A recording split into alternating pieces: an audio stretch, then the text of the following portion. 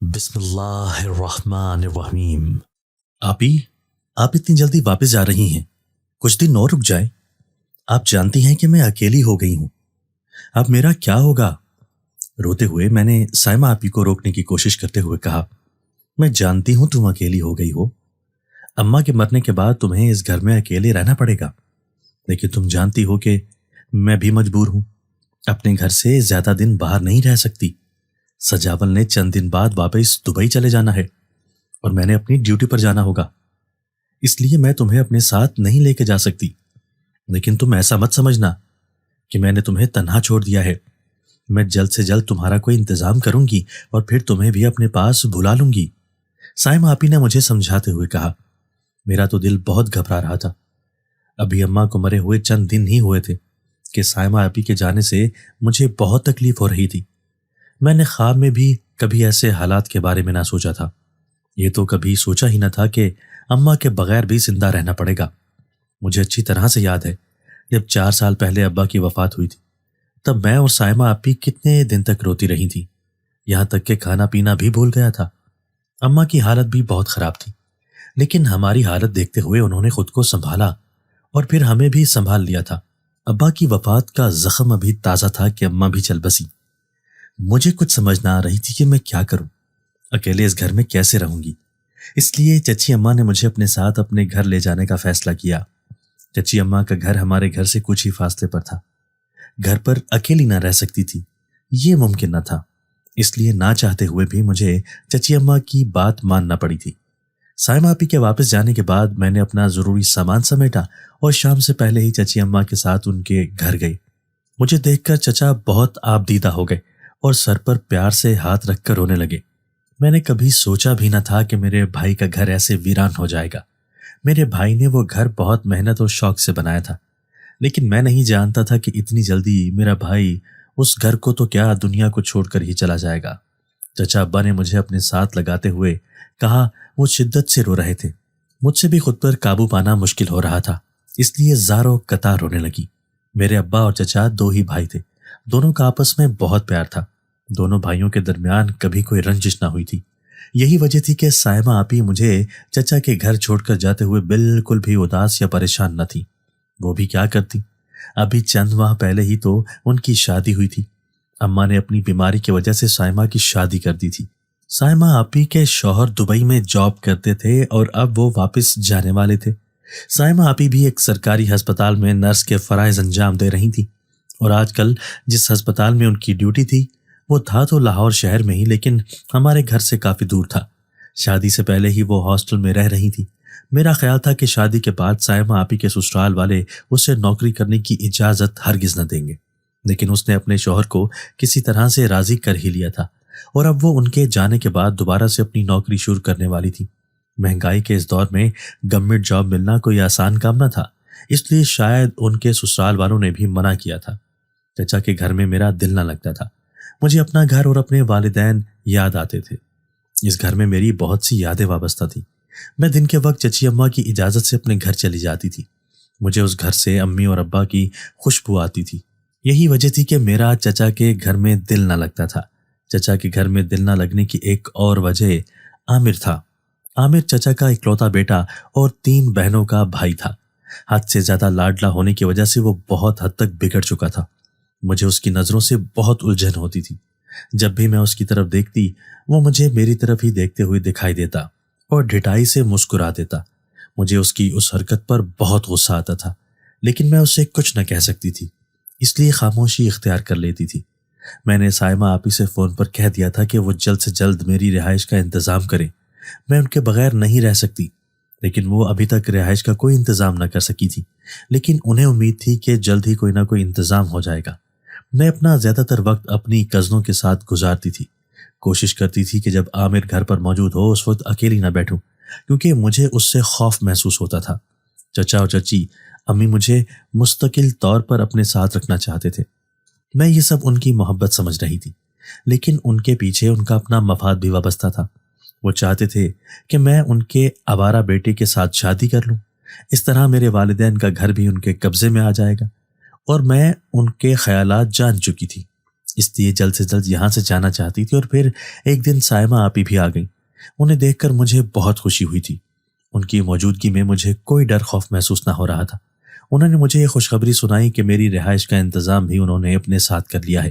یہ جان کر میری خوشی کی کوئی انتہا نہ رہی تھی کہ ہم دونوں بہنیں اب پہلے کی طرح ایک ساتھ رہیں گی۔ میں نے جلدی سے اپنا سامان پیک کر لیا تھا۔ ایک رات ہم چچا کے گھر ہی رکی تھی۔ سائمہ آپی جس ہسپتال میں جاب کر رہی تھی وہ ایک بہت بڑا سرکاری ہسپتال تھا۔ اس کی عمارت کافی پرانی تھی۔ کچھ نئی عمارتیں بھی تعمیر کر لی گئی تھی۔ ہسپتال کے قریب ہی ایک پرانی سی عمارت تھی جو کہ ایک گرلز ہاسٹل تھا، جس کے بڑے سے صحن میں درخت اور خوبصورت پھول لگے ہوئے تھے۔ باہر سے خستہ دکھائی دینے والی عمارت اندر سے کافی بہتر حالت میں تھی۔ میری روم میٹ نوشین تھی۔ وہ میڈیکل کی اسٹوڈنٹ تھی۔ نوشین سائمہ آپی کو بھی جانتی تھی، اس لیے وہ میری طرف سے بے فکر ہو گئی تھی۔ مجھے میرے ہاسٹل میں چھوڑ کر سائمہ آپی اپنے ہاسٹل میں چلی گئی تھی۔ ان کا ہاسٹل بھی زیادہ دور نہ تھا۔ ہمارے کمرے کی کھڑکی سے کچھ فاصلے پر سامنے دکھائی دیتا تھا۔ رات کا کھانا کھانے کے بعد ہی نوشین نے کمرے کی لائٹ بند کر دی۔ اسے اندھیرے میں سونے کی عادت تھی۔ میں بھی سونا چاہتی تھی، اس لیے آنکھیں بند کر کے لیٹ گئی۔ روشنی میں تو مجھے بھی نیند نہ آتی تھی۔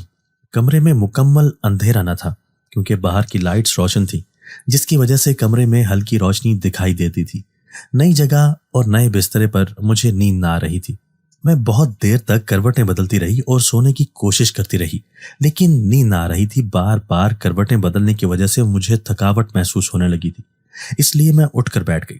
کمرے سے باہر نکل کر تھوڑی دیر واک کرنا چاہتی تھی، لیکن پھر نوشین کے ڈسٹرب ہونے کے خیال سے میں نے دروازہ نہ کھولا۔ ممکن تھا کہ دروازے کی آواز سن کر اس کی نیند ڈسٹرب ہو جاتی۔ کمرے کی کھڑکی کا پردہ اٹھا کر میں باہر دیکھنے لگی۔ کمرے کی کھڑکی عمارت کے پچھلے حصے کی طرف کھلتی تھی جو کہ کافی ویران تھا۔ اس طرف روشنی بھی ناکافی تھی۔ کچھ فاصلے پر ایک بلب روشن تھا، لیکن اس کی ناکافی روشنی کی وجہ سے کچھ بھی واضح دکھائی نہ دے رہا تھا۔ اس طرف بہت بڑے بڑے درخت بھی لگے ہوئے تھے۔ میں آسمان پر چاند اور ستارے دیکھنے میں مگن ہو گئی جب اچانک ہی ایک اونچی آواز نے میری توجہ کھینچ لی۔ میں اس سمت دیکھنے لگی جس طرف سے آواز آئی تھی۔ آواز تو بالکل میرے سامنے سے آئی تھی، لیکن اندھیرا ہونے کی وجہ سے کچھ دکھائی نہ دے رہا تھا۔ میں توجہ سے باہر دیکھنے لگی۔ ناکافی روشنی میں ایک شخص مجھے درخت کے نیچے بیٹھے ہوئے محسوس ہو رہا تھا۔ جلدی سے کھڑکی کا پردہ برابر کر دیا اور بیڈ پر آ کر بیٹھ گئی۔ نہ جانے کیوں میں رات کے اس پہر اس ویران حصے میں کسی آدمی کو درخت کے نیچے بیٹھے ہوئے دیکھ کر گھبرا گئی تھی۔ وہ آدمی کون تھا میں پہچان نہ سکی تھی۔ اگر میں اسے دیکھ بھی لیتی تو میں اسے جانتی تو نہ تھی۔ مجھے حیرت ہو رہی تھی کہ رات کے اس وقت کوئی انسان اس جگہ پر کیا کرے گا۔ اچانک سے میرے ذہن میں ایک اور خیال آیا جس نے مجھے بہت زیادہ خوفزدہ کر دیا تھا۔ میں سوچ رہی تھی کہ رات کے اس وقت دکھائی دینے والا شخص انسان تو نہیں کوئی اور مخلوق ہوگی، اور یہ سوچتے ہی میں خوف سے تھر تھر کانپنے لگی اور اپنے بستر پر لیٹ کر سونے کی کوشش کرنے لگی۔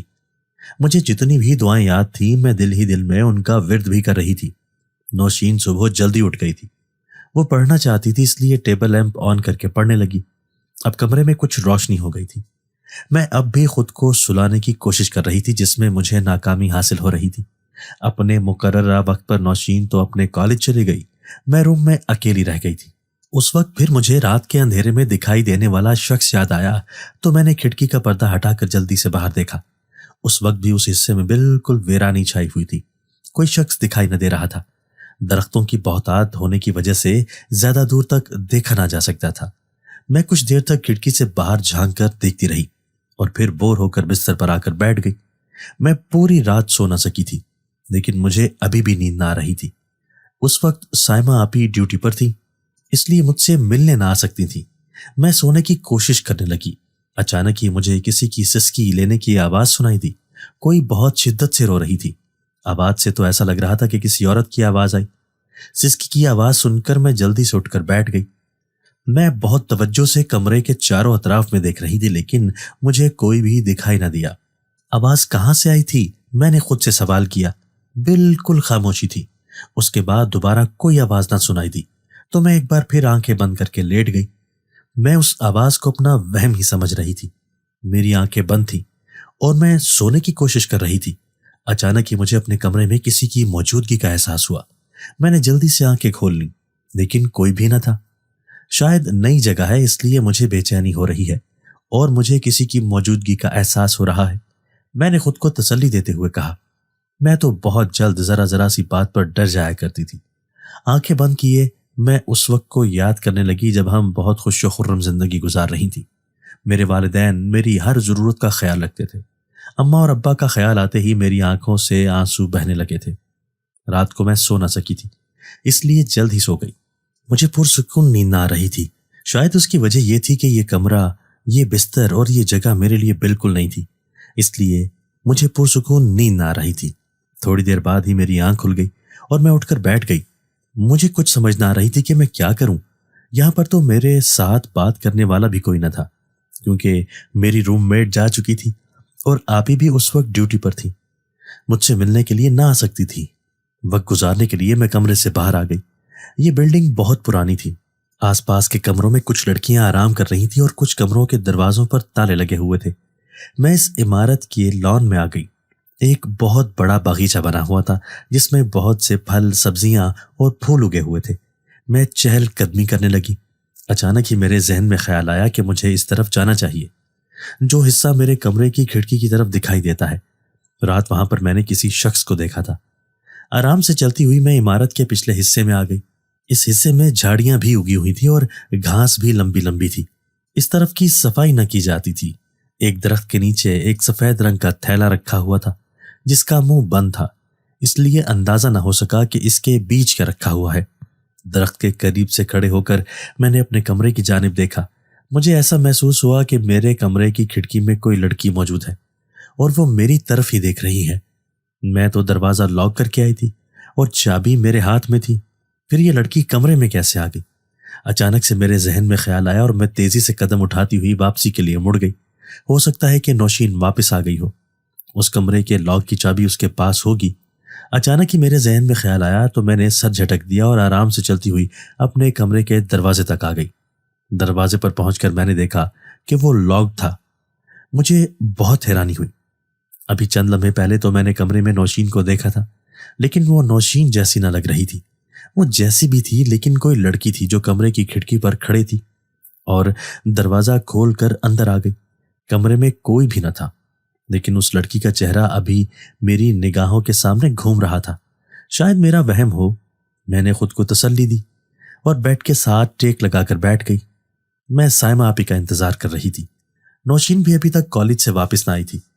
میں یہ بھی نہ جانتی تھی کہ وہ کس وقت واپس آتی ہے۔ یہ جگہ میرے لیے بالکل نہیں تھی اور میں اس وقت خود کو بہت تنہا محسوس کر رہی تھی۔ نہ جانے مجھے کیوں ایسا محسوس ہو رہا تھا کہ میں کمرے میں تنہا نہیں ہوں، کوئی اور بھی موجود ہے۔ مجھے کسی کے قدموں کے چلنے کی آواز، یہاں تک سانس لینے کی آواز بھی سنائی دیتی تھی، لیکن کمرے میں کوئی دکھائی نہ دے رہا تھا۔ مجھے کچھ خوف محسوس ہوا، لیکن میں نے خود کو تسلی دی۔ نماز کا وقت ہو چکا تھا۔ میں نے وضو کیا، نماز ادا کرنے لگی۔ میرے پاس عبادت کرنے کا بہترین وقت تھا، کیونکہ ابھی تک میں نے کالج جانا شروع نہ کیا تھا۔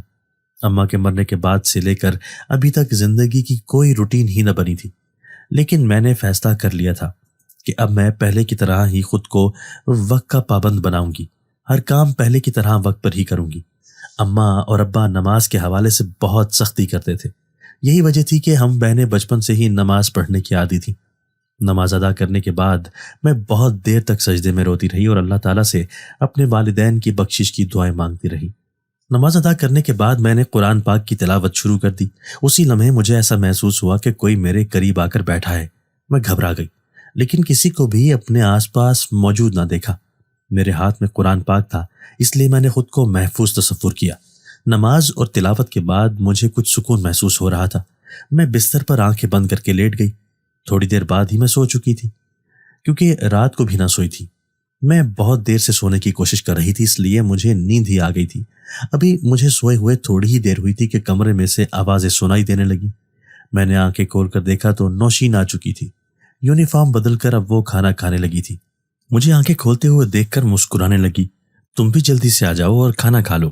میری طرف دیکھتے ہوئے اس نے کہا، کیا دن کے وقت ہاسٹل میں کھانا نہیں ملتا؟ اس کی طرف دیکھتے ہوئے میں نے پوچھا، کیونکہ ابھی تک تو کھانا نہیں آیا تھا۔ یہ ایک پرائیویٹ ہاسٹل ہے۔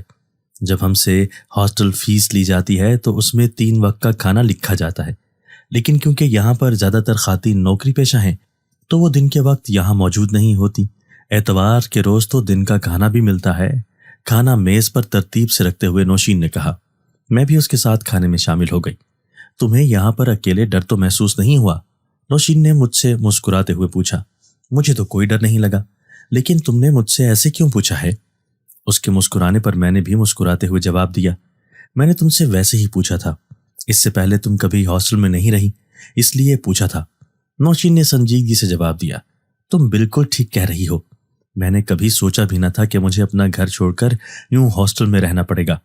میں نے دکھی لہجے سے کہا۔ یہ بہت پرانی عمارت ہے، لوگوں کا کہنا ہے کہ یہاں پر جنات بھی بستے ہیں، اس لیے میں نے تم سے پوچھا کہ تمہیں تنہائی میں کوئی جن تو نظر نہیں آیا؟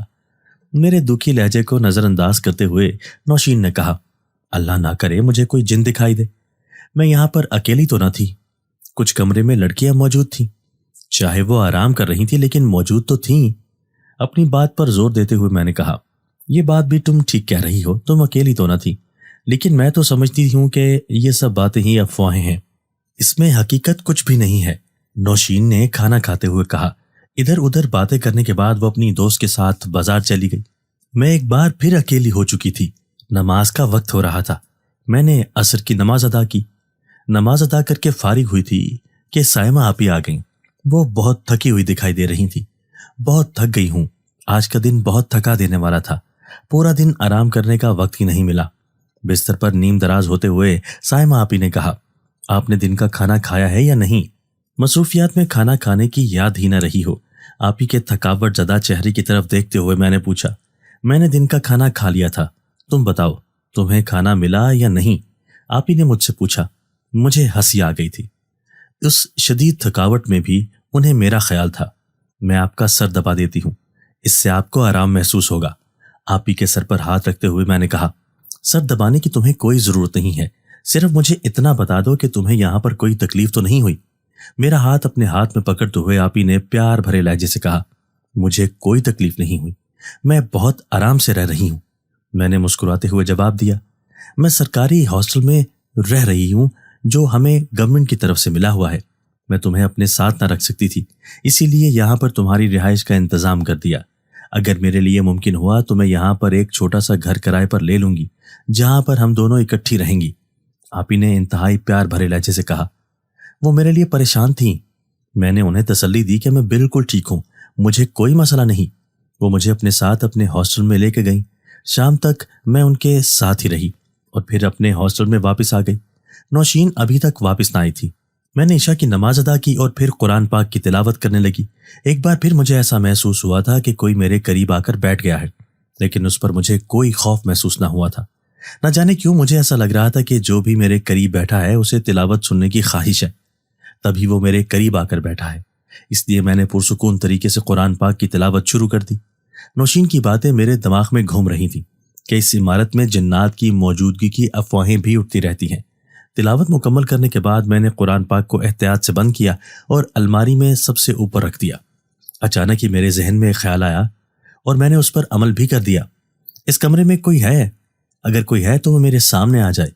ادھر ادھر دیکھتے ہوئے میں نے دھیمے لہجے سے کہا۔ کوئی جواب نہ ملا۔ ایک بار پھر میں نے اپنے الفاظ دہرائے۔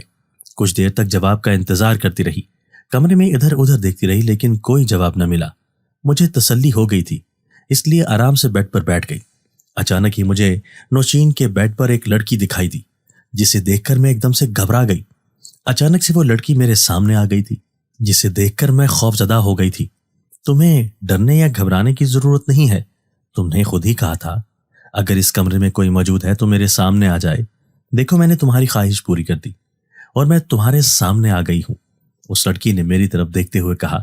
دیکھنے میں لڑکی کافی خوبصورت لگ رہی تھی۔ وہ اچانک سے میرے سامنے آ گئی تھی، اس لیے مجھے اس سے ڈر لگ رہا تھا۔ تم کون ہو اور کمرے میں کیسے آ گئی؟ ڈرتے ہوئے میں نے پوچھا۔ میرا سوال سن کر وہ ہنسنے لگی۔ تم بھی عجیب لڑکی ہو، خود ہی پکار رہی تھی کہ کمرے میں کوئی موجود ہے تو میرے سامنے آ جائے، اور اب خود ہی پوچھ رہی ہو کہ تم کون ہو، کمرے میں کیسے آ گئی ہو؟ اس اجنبی لڑکی نے ہنستے ہوئے کہا۔ وہ کیا کہہ رہی تھی مجھے تو اس کی کچھ سمجھ نہیں آ رہی تھی۔ میں بس اس کے چہرے کی طرف حیرت سے دیکھے جا رہی تھی۔ اس وقت میری حالت ایسی ہو رہی تھی کہ میرا دماغ بالکل سن ہو چکا تھا، کچھ سمجھ نہ آ رہی تھی۔ تم تو ایسے ڈر رہی ہو جیسے میں تمہیں کھا جاؤں گی۔ میرے خوفزدہ چہرے کی طرف اس نے دیکھتے ہوئے کہا، تمہیں ڈرنے یا گھبرانے کی ضرورت نہیں ہے۔ جیسے تم یہاں پر رہ رہی ہو ہم بھی رہتے ہیں۔ یہ الگ بات ہے کہ یہ انسان ہمیں دیکھ نہیں سکتے، لیکن ہمیں انسان نظر آتے ہیں۔ اس اجنبی لڑکی نے مسکراتے ہوئے کہا۔ اس کی باتیں مجھے خوفزدہ کر رہی تھیں۔ میرے سوچنے سمجھنے کی صلاحیت بالکل معاف ہو چکی تھی۔ تم پریشان مت ہو اور میرے بارے میں کسی کو بھی مت بتانا، میں انسان نہیں بلکہ جن زادی ہوں، اور ہمارا پورا قبیلہ ان درختوں پر آباد ہے، لیکن ہم نے کبھی کسی انسان کو کوئی تکلیف نہیں پہنچائی، اور انسانوں سے بھی یہی امید رکھتے ہیں کہ وہ ہمیں کوئی تکلیف نہ پہنچائے۔ میری طرف دیکھتے ہوئے اس اجنبی لڑکی نے کہا، میں یہ جان چکی تھی میں کہ وہ انسان نہیں بلکہ جناتی مخلوق ہے۔ دل ہی دل میں مجھے خوف محسوس ہو رہا تھا۔ میں اسے کوئی جواب دینا چاہتی تھی لیکن اپنے خوف پر قابو نہ پا رہی تھی۔ تم کیوں ڈر رہی ہو؟ میں انسان تو نہیں ہوں، لیکن اسی مالک کائنات کی پیدا کردہ مخلوق ہوں جس کی تم ہو۔ جیسے تم اس دنیا میں آباد ہو ویسے ہی ہم آباد ہیں۔ اس میں کوئی شک نہیں کہ انسانوں کی طرح جنات بھی بہت سے شیطان جنات پائے جاتے ہیں، جن کے شر سے نہ تو انسان اور نہ ہی جنات محفوظ رہتے ہیں۔ لیکن تم یقین کرو کہ میرا تمہیں نقصان پہنچانے کا کوئی ارادہ نہیں ہے۔ میں بھی تمہاری روم میٹ ہوں۔ اس نے انتہائی سنجیدگی سے میری طرف دیکھتے ہوئے کہا۔ اس کا نرم رویہ میری ہمت بندھا رہا تھا۔ مجھے ایسے محسوس ہوا تھا کہ میرے علاوہ بھی اس کمرے میں کوئی موجود ہے، اس لیے میں نے کہا تھا کہ اگر کوئی اس کمرے میں موجود ہے تو میرے سامنے آ جائے۔ میں نے اپنی صفائی پیش کرتے ہوئے کہا، میں جانتی ہوں کہ تم نے کہا تھا، تمہارے الفاظ سن کر ہی تو میں تمہارے سامنے آئی ہوں۔ اجنبی لڑکی نے مسکراتے ہوئے کہا، میرا نام اشمانہ ہے اور میں تم سے ملنے کے لیے آتی رہوں گی، لیکن ایک بات یاد رکھنا کہ میرے بارے میں تم نے کسی کو نہیں بتانا۔ اشمانہ نے میری طرف دیکھ کر مسکراتے ہوئے کہا اور پھر میری نگاہوں کے سامنے سے غائب ہو گئی۔ اس کے جانے کے بعد بھی بہت دیر تک آنکھیں بند کیے میں لیٹی رہی۔ مجھے سمجھ نہ آ رہی تھی کہ مجھے کیا ہو گیا ہے۔ میری عجیب سی کیفیت ہو رہی تھی۔ میں نے زندگی میں کبھی نہ سوچا تھا کہ میری کسی جنزادی سے ملاقات بھی ہو سکتی ہے۔ ایسا تو خواب میں بھی سوچنا میرے لیے ممکن نہ تھا۔ مجھے سمجھ نہ آ رہی تھی کہ مجھے جنزادی کی دوستی سے خوش ہونا چاہیے یا گھبرا جانا چاہیے۔ نوشین کی واپسی تک میں عجیب و غریب خیالات میں گھری رہی۔ اس کے آنے کے بعد میں نے سب خیالات اپنے سر سے جھٹک دیے۔ کچھ دیر اس کے ساتھ باتیں کرتی رہی اور پھر سونے کے لیے لیٹ گئی۔ آج مجھے کوئی بے چینی اور خوف نہ محسوس ہو رہا تھا، اس لیے جلد ہی سو گئی۔ میں نے اپنے فون پر تہجد کے لیے الارم لگایا ہوا تھا تاکہ میری وقت پر آنکھ کھل جائے اور میں پورے خشوع و خضوع کے ساتھ تہجد کی نماز بھی ادا کر سکوں۔ میں گہری نیند سو رہی تھی۔ الارم بجنے کی آواز پر میں جلدی سے اٹھ کر بیٹھ گئی اور اسے بند کیا۔ میں چاہتی تھی کہ میری وجہ سے نوشین کی نیند ڈسٹرب نہ ہو۔ محتاط انداز سے اٹھ کر میں واش روم میں چلی گئی۔ وضو کرنے کے بعد میں نے تہجد کی نماز ادا کرنا شروع کر دی۔ یہ وقت بہت پرسکون ہوتا ہے اور نماز ادا کرنے میں بہت سکون آتا ہے۔ بہت دیر تک میں نے نوافل ادا کیے، پھر تلاوت کرتی رہی۔ اب میں سونا نہیں چاہتی تھی کیونکہ اکثر ایسا ہو جاتا تھا کہ اگر میں تہجد کی نماز ادا کرنے کے بعد سو جاتی تو پھر فجر کی نماز کے وقت آنکھ ہی نہ کھلتی تھی، اس لیے میں نے اس وقت سونا مناسب نہ سمجھا۔ میں اشمانہ کے بارے میں سوچ رہی تھی۔ جنات تو بہت بدصورت اور خوفناک شکل کے ہوتے ہیں، لیکن اشمانہ تو انتہائی خوبصورت تھی۔ فجر کی نماز کے وقت نوشین بھی جاگ آئی تھی۔ نماز ادا کرنے کے بعد وہ اپنی کتابیں کھول کر بیٹھ گئی اور پڑھنے لگی۔ میں اس وقت صبح کی تازہ ہوا کو محسوس کرنا چاہتی تھی، اس لیے کمرے سے باہر نکل آئی۔ موسم کافی سرد تھا۔ میں نے خود کو شال سے اچھی طرح لپیٹا۔ سرسبز گھاس پر شبنم کے قطرے بہت خوبصورت دکھائی دے رہے تھے۔ بہت زیادہ ٹھنڈ تھی، اس لیے میں جلد ہی کمرے میں واپس آ گئی۔ ناشتے کے بعد نوشین تو کالج چلی گئی اور میں پھر اپنے کمرے میں تنہا رہ گئی۔ سائمہ آپی کی کال آئی تو انہوں نے مجھ سے کہا کہ وہ بہت جلد ہی یہاں کالج میں میرا ایڈمیشن کروا دیں گی۔ انہوں نے کالج میں بات کر لی ہے۔ یہ جان کر مجھے بہت خوشی ہوئی تھی۔ کم سے کم اس تنہائی سے تو میری جان چھوٹ جائے گی۔ میں سونے کی کوشش کر رہی تھی لیکن نیند نہ آ رہی تھی۔ مجھے کمرے میں کسی کی موجودگی کا احساس ہوا تو میں جلدی سے اٹھ کر بیٹھ گئی۔ پیچھے مڑ کر دیکھا تو آج پھر کل والی جگہ پر ہی اشمانہ بیٹھی ہوئی دکھائی دی اور میری طرف دیکھ کر مسکرا رہی تھی۔ کیسی ہو تم؟ میرا اپنی دوست سے ملنے کا جی چاہ رہا تھا، اس لیے میں آ گئی ہوں۔ اشمانہ نے میری خیریت پوچھتے ہوئے مجھ سے کہا۔ میں تو بالکل ٹھیک ہوں، تم نے اچھا کیا تم آ گئی۔ इस वक्त मैं भी अकेली थी, करने के लिए कुछ भी न था। मुझे किसी दोस्त की जरूरत थी। उसके खूबसूरत चेहरे की तरफ देखते हुए मैंने मोहब्बत भरे लहजे से कहा। मैं उसकी तरफ गौर से देखने लगी। वो काफी सेहतमंद और मोटी लग रही थी। मुझे अपनी तरफ मतवज्जे पाकर वो मुस्कुराने लगी। बहुत जल्द मेरे घर में एक नन्हा मेहमान आने वाला है। उसने जवाब दिया, माशाल्लाह माशाल्लाह, ये तो बहुत अच्छी बात है, अल्लाह ताला तुम्हें बहुत खुशियां अता फरमाए। मैंने उसे दुआ देते हुए कहा, मैं बहुत बेचैनी से अपनी औलाद का इंतजार कर रही हूँ। यही वजह है कि मैं यहाँ पर छुप कर बैठी हुई हूँ। जब तक मेरी औलाद इस दुनिया में नहीं आ जाती, मैं यहाँ से कहीं नहीं जा सकती। बहुत मजबूर हूँ, यहाँ तक कि अपनी दुनिया में भी नहीं। उसने इंतहाई दुखी लहजे से कहा, तुम अपनी दुनिया में क्यों नहीं जा सकती? ऐसा क्या हो गया है? उस वक्त तुम्हारे अपने खानदान को तुम्हारे करीब होना चाहिए। सबसे ज्यादा जरूरी है कि तुम्हारा शौहर तुम्हारे साथ हो। हैरान होते हुए मैंने पूछा। मेरे लिए बहुत हैरत अंगेज बात थी कि वो अपनी दुनिया में अपने लोगों से नहीं मिल सकती थी। मैं शहंशाह जिन्नात की बीवी हूँ, मेरा शौहर जिन्नात का बादशाह है, लेकिन तुम सोच भी नहीं सकती कि वो इस वक्त कितना मजबूर है। अशबाना ने मेरी तरफ देखते हुए इंतहाई बेबसी से कहा। उसकी आंखों में आंसू तैरने लगे थे। तुम्हें परेशान होने की जरूरत नहीं है। तुम अल्लाह ताला से बेहतरी की दुआ मांगो, इंशाअल्लाह सब कुछ ठीक हो जाएगा।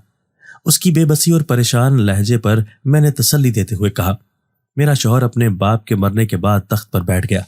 ये सबकी रजामंदी से हुआ था।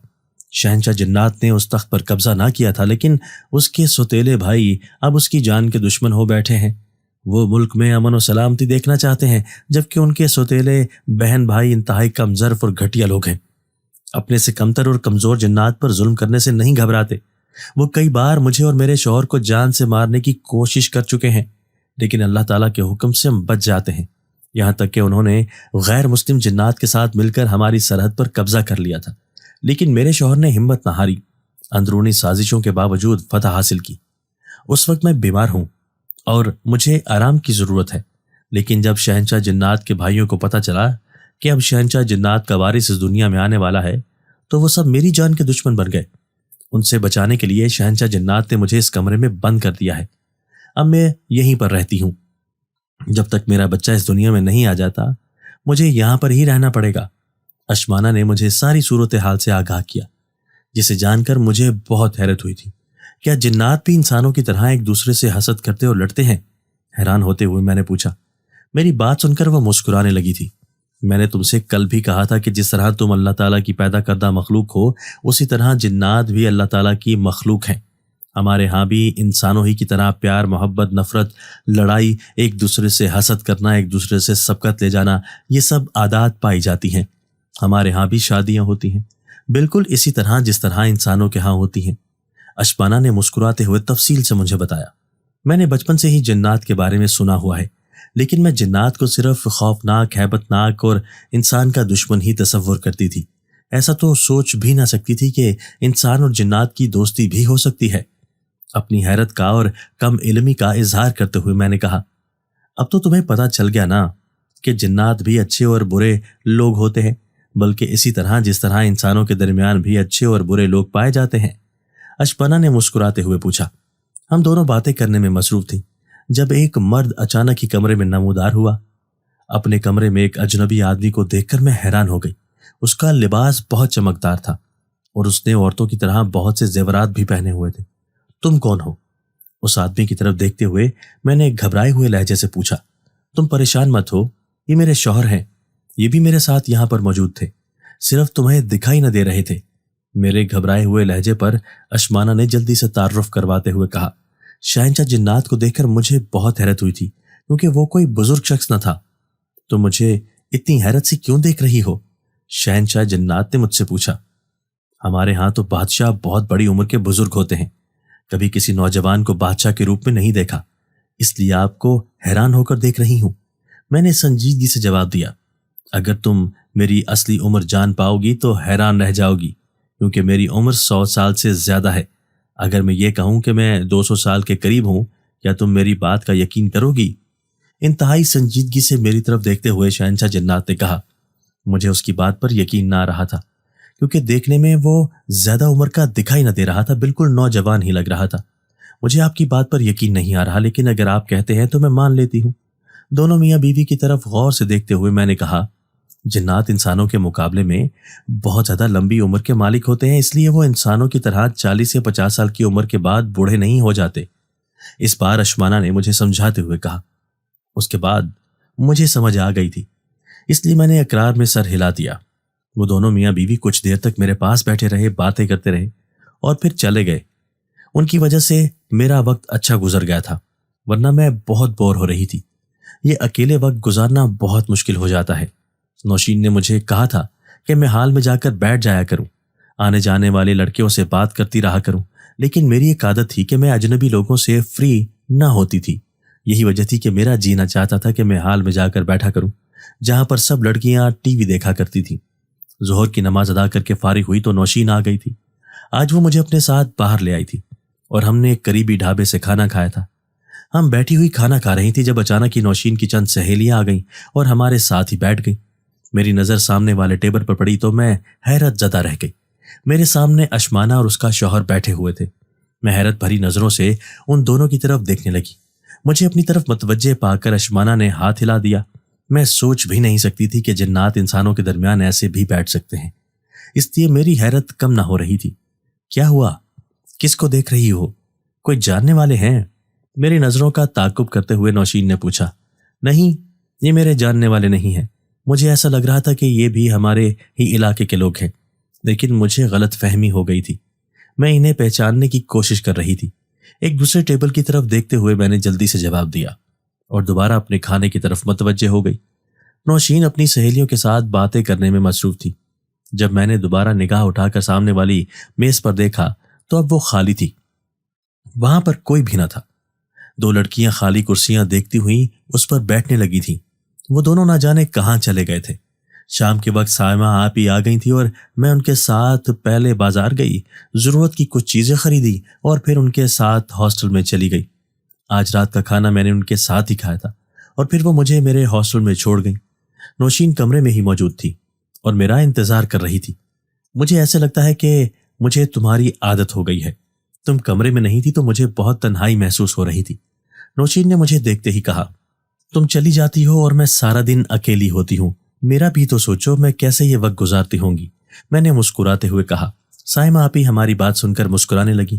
تم بے فکر رہو، کل میں نے ہاسپٹل سے چھٹی لی ہے، اس لیے کہ تمہارا ایڈمیشن کروانا ہے۔ کل تمہارا ایڈمیشن بھی ہو جائے گا اور پھر اس کے بعد تم بھی ریگولر کالج جایا کرو گی، پھر تمہیں تنہائی محسوس نہ ہوگی۔ آپی مجھے حوصلہ دیتے ہوئے کہنے لگی۔ کچھ دیر باتیں کرنے کے بعد آپی تو واپس چلی گئی، جبکہ میں اور نوشین باتیں کرتی رہی۔ نماز ادا کرنے کے بعد میں سونے کے لیے لیٹ گئی۔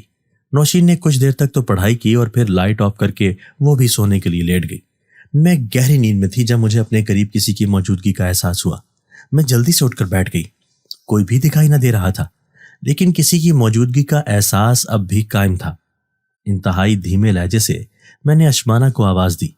میں اشمانہ یہاں پر ہی ہوں، بالکل تمہارے قریب، لیکن اس وقت بہت بڑی مصیبت میں مبتلا ہوں۔ اشمانہ نے جواب دیا۔ خدا خیر کرے، تمہاری صحت تو ٹھیک ہے نا؟ میں نے جلدی سے پوچھا۔ میں بالکل ٹھیک ہوں، لیکن مجھے لگتا نہیں ہے کہ ٹھیک رہوں گی، کیونکہ تم اپنی کھڑکی کا پردہ ہٹا کر باہر دیکھو تو تمہیں دکھائی دے گا کہ ایک شخص ایک درخت کے نیچے بیٹھا ہوا ہے اور اس نے اپنے سامنے آگ بھی جلائی ہوئی ہے۔ وہ ایک عمل کر رہا ہے جس کے ذریعے مجھے قابو کرنے کی کوشش کرے گا۔ وہ مجھے قابو کرنے کے لیے ہر روز رات کو یہاں پر آ کر بیٹھ جاتا ہے اور گندا عمل کرتا ہے۔ اپنے اس شیطانی عمل کے زور پر میری طاقت کم کر رہا ہے اور مجھے ایسا لگتا ہے کہ میں بہت جلد اس کی قید میں چلی جاؤں گی۔ انتہائی تکلیف دہ لہجے سے اشمانہ نے کہا۔ یہ جان کر مجھے بہت فکر ہو رہی تھی۔ تم بتاؤ میں کیا کر سکتی ہوں تمہارے لیے؟ کھڑکی کا پردہ ہٹا کر میں نے دیکھ لیا کہ آگ کا الاؤ دہکتا ہوا دکھائی دے رہا تھا۔ اس آگ کی روشنی میں یہ بھی دیکھا جا سکتا تھا کہ ایک شخص زمین پر بیٹھا ہوا ہے۔ یہ کالے جادو کا ماہر شخص ہے۔ اس نے اپنے جادو کے زور پر پتہ لگا لیا ہے کہ اس حصے میں کوئی جن زاد رہ رہا ہے، اس لیے یہ اب اسے قابو کرنے کی کوشش میں لگا ہوا ہے۔ تم ایسا کرو کہ باوضو ہو کر بیٹھ جاؤ اور قرآن پاک کی تلاوت شروع کر دو۔ مجھے یقین ہے کہ وہ اللہ تعالیٰ کے علم کے سامنے کوئی حیثیت نہیں رکھتا۔ اشمانہ نے لمبے لمبے سانس لیتے ہوئے کہا۔ تو میں جلدی سے اٹھ گئی۔ وضو کرنے کے بعد میں نے قرآن پاک کی تلاوت شروع کر دی۔ اب میں خود کو بہت بہتر محسوس کر رہی ہوں۔ کچھ دیر بعد اشمانہ کی سرگوشی سنائی دی۔ جس پر میں نے دل ہی دل میں اللہ تعالیٰ کا شکر ادا کیا۔ صبح سب سے پہلے میں نے ہاسٹل انتظامیہ کو اس بات سے آگاہ کیا تھا کہ رات کو کوئی شخص درختوں کے درمیان میں بیٹھا ہوا تھا اور اس نے آگ بھی جلائی تھی۔ کچھ لوگ تو اس بات کو جانتے تھے، لیکن میرے اصرار کرنے پر اس شخص کو ہاسٹل کی عمارت میں داخل ہونے سے روک دیا گیا تھا۔ اس طرح میں نے کوشش کی تھی کہ اشمانہ کو بچا سکوں۔ وہ ایک جادوگر انسان ہے، اور سب سے بڑی بات یہ ہے کہ وہ شیطانی جادوگر ہے۔ وہ ضرور کوشش کرے گا کہ کسی نہ کسی طرح مجھے قابو کرے۔ بس اللہ تعالیٰ سے دعا کرو کہ میں جلد سے جلد یہاں سے چلی جاؤں۔ میری بھی کیا زندگی ہے؟ اپنے قبیلے میں جاتی ہوں تو ان کی طرف سے خطرہ ہے، اور اگر انسانوں کی دنیا میں آ گئی ہوں تو مجھے انسانوں سے بھی خطرہ ہے۔ اشمانہ نے انتہائی دکھی لہجے سے کہا۔ میں صرف اسے تسلی ہی دے سکتی تھی، اس لیے اسے پیار سے تھپکی دینے لگی۔ ایک بات مجھے بہت حیران کرتی تھی کہ میری اور اشمانہ کی باتوں کے دوران نوشین کبھی نہ جاگی تھی، بلکہ گہری نیند سوئی رہتی تھی۔ میرا کالج میں ایڈمیشن ہو گیا تھا۔ اب میں ہر روز صبح کالج چلی جاتی تھی۔ جس وقت پر میں تنہا ہوتی تھی اس وقت اشمانہ مجھ سے ملنے کے لیے آ جاتی تھی، لیکن اب ہماری ملاقاتیں کم ہو گئی تھیں۔ صرف رات کے وقت ہی تھوڑی دیر کے لیے آتی تھی۔ وہ بے انتہا تکلیف میں تھی۔ ایک طرف تو اسے اپنوں سے جدائی کا غم تھا، تو دوسری طرف اسے انسانوں کی طرف سے بھی خطرہ تھا۔ پچھلے 2 روز سے اشمانہ مجھ سے ملنے نہ آئی تھی، یہاں تک کہ اب تو شہنشاہ جنات بھی مجھے کہیں دکھائی نہ دیے تھے۔ اکثر مجھے وہ دونوں اپنے آس پاس دکھائی دیا کرتے تھے، جس پر مجھے حیرت ہوتی تھی۔ میں دل ہی دل میں اشمانہ اور شہنشاہ جنات کے لیے فکر مند تھی۔ نوشین اپنے گھر گئی ہوئی تھی، اور آج میں اپنے کمرے میں اکیلی تھی۔ مجھے بہت خوف محسوس ہو رہا تھا، کیونکہ مجھے ایسا لگ رہا تھا کہ اشمانہ یہاں سے جا چکی ہے۔ اس کی موجودگی میں مجھے تنہائی کا احساس نہ ہوتا تھا۔ میں گہری نیند سو رہی تھی جب اچانک ہی چھوٹے بچے کی رونے کی آواز سن کر میری آنکھ کھل گئی۔ بچہ بہت شدت سے رو رہا تھا اور آواز میرے کمرے میں سے ہی آ رہی تھی، لیکن بچہ کہیں دکھائی نہ دے رہا تھا۔ پھر اچانک ہی مجھے ایک چھوٹا سا بچہ دکھائی دیا، جو کہ ایک سفید رنگ کے کپڑے میں لپٹا ہوا تھا اور بالکل میرے پاؤں کے قریب لیٹا رو رہا تھا۔ بچے کی رنگت انتہائی سرخ اور آنکھیں بہت بڑی تھیں، جسے دیکھ کر میں ڈر کر گھبرا گئی۔ اسی لمحے شہنشاہ جنات میرے سامنے حاضر ہوئے۔ تم ڈرو مت، یہ میرا بیٹا ہے، اس کی ماں بہت تکلیف میں ہے، اس کے لیے دعا کرو، اللہ تعالیٰ اس پر آسانیاں کر دے۔ میں اس بچے کو اپنی دنیا میں نہیں لے کر جا سکتا، اس لیے اسے تمہاری گود میں ڈال رہا ہوں۔ تم بہت نمازی اور پرہیزگار مسلمان لڑکی ہو، مجھے یقین ہے کہ اس کی بہت اچھی پرورش کرو گی، لیکن کبھی اس کی اصلیت کسی کو مت بتانا، ورنہ میں اسے اپنی دنیا میں لے جاؤں گا۔ پھر جو اس کی قسمت، اگر اس کی لمبی زندگی ہوئی تو کوئی اس کا کچھ نہیں بگاڑ سکے گا۔ شہنشاہ جنات نے اپنے بچے کی طرف دیکھتے ہوئے انتہائی دکھی لہجے سے کہا۔ مجھے سمجھ نہ آ رہی تھی کہ میں کیا کروں۔ انتہائی خوفناک بچہ دیکھ کر ہر کوئی ڈر جائے گا، لیکن اسی لمحے میں نے اس بچے کی طرف دیکھا تو وہ پہلے سے بہت مختلف، معصوم اور انتہائی خوبصورت دکھائی دے رہا تھا۔ شاید انسانوں کے درمیان میں رہنے کے لیے جنات انسانوں جیسی ہی شکلیں بنا لیتے ہیں۔ بچے کی طرف دیکھتے ہوئے میں نے سوچا بچہ شدت سے رو رہا تھا۔ رونے کی آواز سن کر وارڈن اور کچھ لڑکیاں میرے کمرے کے دروازے تک آ گئی تھیں۔ مجھے دروازہ کھولنا پڑا۔ بچہ دیکھ کر وہ بھی حیران تھی۔ اب مجھے تو کچھ سمجھ نہ آ رہی تھی کہ میں کیا کروں، میں اس بچے کے بارے میں کیا بتاؤں۔ وارڈن بار بار مجھ سے پوچھ رہی تھی، لڑکیاں میری طرف حیرت بھری نظروں سے دیکھ رہی تھی۔ میں نے وارڈن سے ریکویسٹ کی کہ ان لڑکیوں کو کمرے سے باہر نکالیں، تو میں خود آپ کو سچ سچ بتا دیتی ہوں۔ لڑکیوں کو باہر نکال کر وارڈن نے کمرے کا دروازہ بند کر دیا۔ میں نے شروع سے لے کر آخر تک انہیں سارا واقعہ سچ سچ سنا دیا۔ اس کے علاوہ میرے پاس اور کوئی آپشن نہ تھا۔ میری پوری کہانی سن کر مس وارڈن تو حیرت بھری نگاہوں سے میری طرف دیکھنے لگی۔ اس سے پہلے کہ وہ اپنی حیرت کا اظہار کرتی، شہنشاہ جنات ہمارے سامنے حاضر ہوئے، جنہیں دیکھ کر وارڈن تو گھبرا گئی۔ میں نے تم سے یہ وعدہ لیا تھا کہ تم کسی کو نہیں بتاؤ گی کہ یہ انسان نہیں بلکہ جن ذات ہے، لیکن تم اپنے وعدے پر قائم نہیں رہی، اس لیے اب میں اسے لے کر جا رہا ہوں۔ دعا کر رہا ہوں کہ اللہ تعالیٰ اس کی ماں کو صحت دے اور وہ خود اپنے بچے کی حفاظت کرے۔ انسانوں کی دنیا میں بھی اسے خطرہ ہے۔ یہ کہہ کر شہنشاہ جنات نے آگے بڑھ کر بچہ اٹھایا اور ہماری نظروں کے سامنے سے غائب ہو گئے۔ وارڈن نے مجھے پابند کیا کہ میں نے یہ واقعہ کسی کو نہیں سنانا، اس طرح ہاسٹل کی بدنامی ہوگی، لوگ ڈر جائیں گے۔ میں نے ان سے وعدہ کر لیا تھا کہ میں کسی کو کچھ بھی نہیں بتاؤں گی۔ کچھ دن تک ہاسٹل میں میرے بارے میں باتیں ہوتی رہیں، پھر سب بھول گئے۔ مجھے آج بھی اشمانہ اور شہنشاہ جنات کا انتظار ہے۔ ہو سکتا ہے کہ وہ پھر مجھ سے ملنے کے لیے آئیں۔ مجھے ایسا لگتا تھا کہ وہ اپنی دنیا میں واپس چلے گئے ہیں۔ میری دعا ہے کہ وہ جہاں بھی رہیں بہت خوش و خرم زندگی گزاریں۔ دوستو، اگر آپ کو آج کی ہماری یہ ویڈیو پسند آئی ہے تو اسے لائک کیجئے اور اسے اپنے پیاروں کے ساتھ شیئر ضرور کیجئے گا۔ اور ہاں، اگر آپ نے ابھی تک ہمارا چینل سبسکرائب نہیں کیا تو ہمارا چینل سبسکرائب کر دیجئے اور بیل آئیکن بھی پریس کر دیجئے تاکہ ہماری ہر نئی آنے والی ویڈیو آپ کو بر وقت مل سکے۔ اللہ حافظ۔